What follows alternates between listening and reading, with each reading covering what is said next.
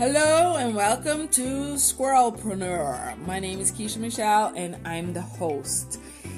In episode 2, I said I was going to interview a friend, but I decided not to interview a friend today. I'm going to talk about the symptoms and diagnosing ADHD. So, without further ado, let's get into it. So, I have to also say, I have to start by saying, like that when you are being going through diagnosis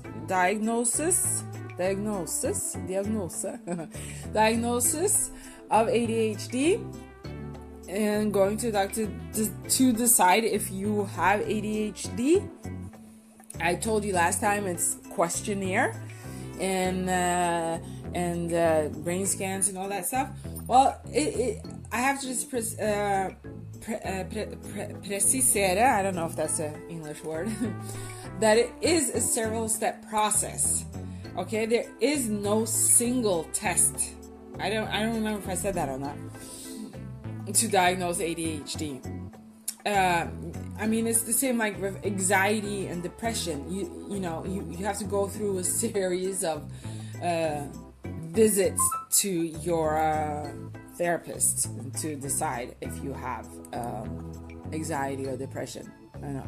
So it's very important that you go and get the diagnosis from a trained health care provider.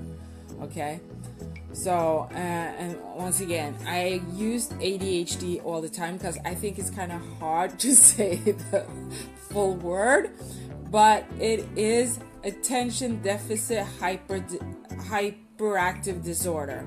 Okay, and it is a brain damage. No, I didn't mean a brain damage. Well, I guess you can put it like that too, but it's a neurodevelopmental disorder, okay? Neurodevelopmental disorder. And it affects both kids and grown-ups, blacks and whites, and everything in between. And it affects your whole life. I mean, your everyday life. and there are 3 symptoms, I would say. No, but now they're going over subtypes, but now it's called presentations. They have done a little, I mean, there's constant like research going on in ADHD, so they're constantly, I would say coming up with, but figuring out new things. And so they have a new way of testing now, and the new way they test is I think it's called, well, I don't think it's called, but I know it's called the DSM-5 in the US, at least. I'm not really sure what they call it here in Norway, but it's diagnostic, or should I say, Diagnostic and Statistical Manual of Mental Disorders. So, Diagnostic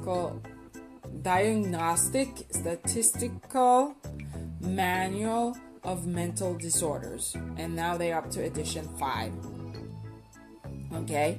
Edition 5. And then in the edition 5, they also have the mild, moderate, and severe ADHD, and you can also be diagnosed as an adult now, because they didn't actually have that before for adults. They didn't have testing for adults with ADHD, so a lot of adults were struggling without having the ability to get diagnosed with ADHD. So, they could go to the doctor and unofficially, be diagnosed with ADHD, but there was no, anything official saying that, yeah, you are an adult and you have ADHD. You know what I'm saying? No, I don't know what I said. Okay. So when you are diagnosed today, they usually look back from your middle school, from where you're like 11, 12 years old, age 12, your teenage years, and a lot of times they don't go back to, your childhood age. So, and yeah, like I said before, and they called it subtypes. Now they call them presentations, and mild, moderate, or severe ADHD, and how much they impact your life. And if they don't impact your life at all, then you don't have a problem. You're lucky. So, and you can also be diagnosed with ADHD and Autism Spectrum Disorder. Okay? But ADHD is not under the Autism Spectrum Disorder. Okay? They are two different things. So, if you have ADHD, it does not mean that you can be that you are under the Autism Spectrum Disorder. Only if you have only if you are diagnosed with ADHD and Autism Spectrum Disorder. Oh my God, some of these words are so hard for me to pronounce like fast. And so, oh my God. And you still need with the adult diagnosis, you still need to have 6 or more of the symptoms for at least 6 months. So the different types or presentations or subtypes of ADHD are inattentive, hyperactive, impulsive, combined inattentive and hyperactive impulsive.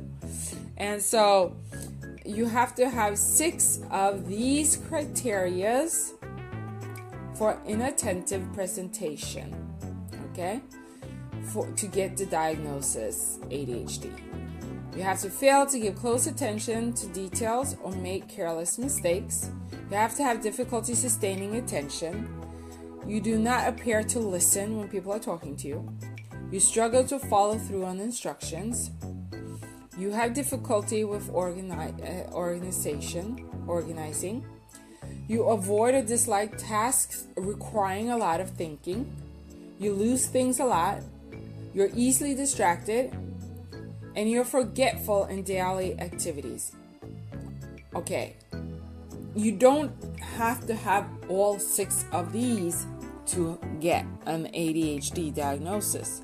You can have 3 of those and 3 of the hyperactive impulsive presentation, or you can have, 2 of inattentive presentation, and then have 4 of the hyperactive impulsive presentation. You know what I'm saying? So, okay.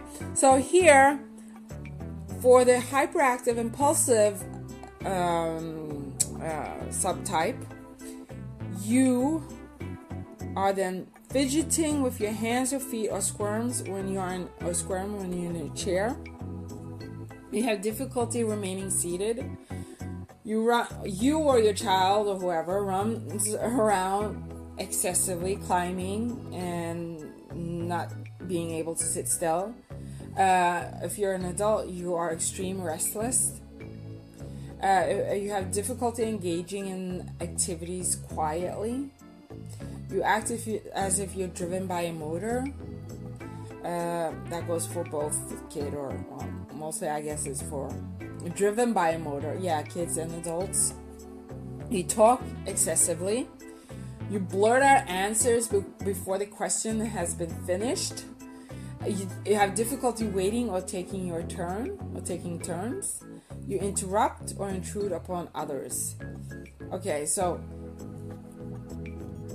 those inattentive presentation and hyperactive impulsive presentation, you can have either or a combination of those two. Okay?